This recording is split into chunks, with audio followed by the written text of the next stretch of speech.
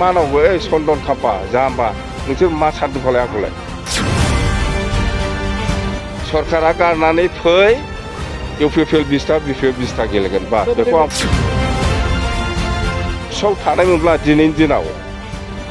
आं जुदि आबसुआव थानायनो मोनब्ला दिनैनि दिनाव दिलीप सयखियाखौ बे बर' एरियायाव हाबहोआमोन आङो बयकट खालामगौमोन आं चन्दन ब्रह्म आरो खाम्फाया जाहैबाय एक नाम्बार मालायनि फाफ्लियाव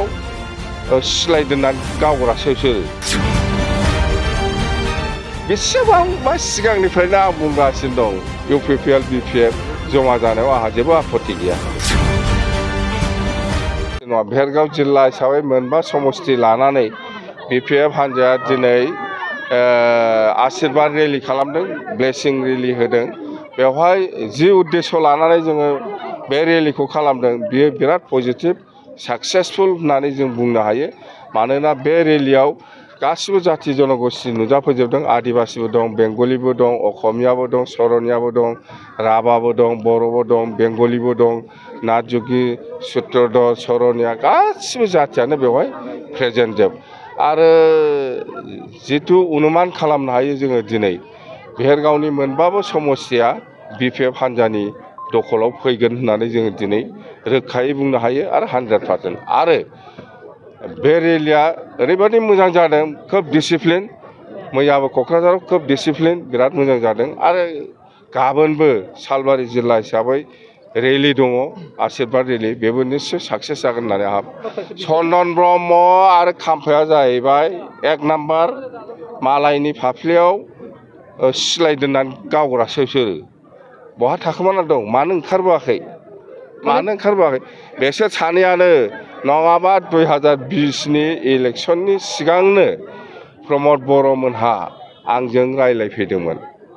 प्रमद बर'बो दंमोन ओमफ्राय रोंगोराबो दंबादि मोनबाय था जायखिया साथाममोन बिसोरो साथामबो आंजों रायलायदोंमोन जों जयैनो गोरोबलायनानै फैगौ इलेक्सनखौ गेलेनोसै बा जों जयैनो गोरोबलायनांगौ बिसोर आबसुनि लिडारमोन बै समाव सुक्तिया जाथ'वाखै सुक्ति जानायनि बहुद सिगां मिथिबाय बे समाव आंथ' एग्रि प्रमद बर'मोनजों रायलायनानै बा आबसुनि नेताफोरजों रायलायनानै आं एग्रि जेबो नङा ज' जानांगौ होननानै खोथा होखादां खिन्थु दाना चन्दन आरो खाम्फाजों ज' जाहो आंखौ बोखारना लाना थांबाय बेनोथ' आरो बिनि बादै मानावबो चन्दन खाम्फा जाम्बा नोंसोर मा सानदों फालाय आंखौलाय बे जाम्बा बे केन्डिडेटआ डिक्लेयार होखांबाय दाखालि जोङो 4 तारिखआव केन्डिडेट डिक्लेयार होदों 5 तारिखआव लाइजामा लिरबाय बे बिपिएफ इउपिपिएल जमा जानांगौनो आगोलाव मानो लिराखै बेसेबांबा सिगांनिफ्रायनो आं बुंगासिनो दं इउपिपिएल बिपिएफ जमा जानायाव आंहा जेबो आपत्ति गैया आरामसे 100% आङो बुंदोंमोन ज' जानांगौ बिपिएफआ 20टा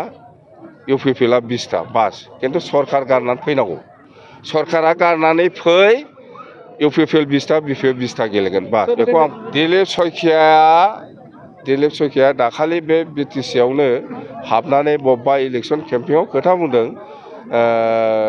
मोनसे जायगायाव मोननै आयेन थानो हाया होननानै बेनि सायाव बेबस्था लागोन जोङो होननानै खोथा होलांदों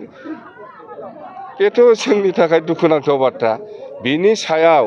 दिनै आबसुआ मानो सिरि थाबाय थादों मा इउपिपिएल बिपिएफ जमा जानांगौ बेहाय मानो नांथाबाय थादों आंनिबाथ' दिलीप सयखियाखौ बे आबसु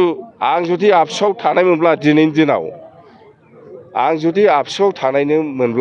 दिनाव दिलीप सयखियाखौ बे बर' एरियायाव हाबहोआमोन आङो बयकट खालामगौमोन आं मानो साहस गैया बबे मा इउपिपिएल बिपिएफ जमा जानांगौ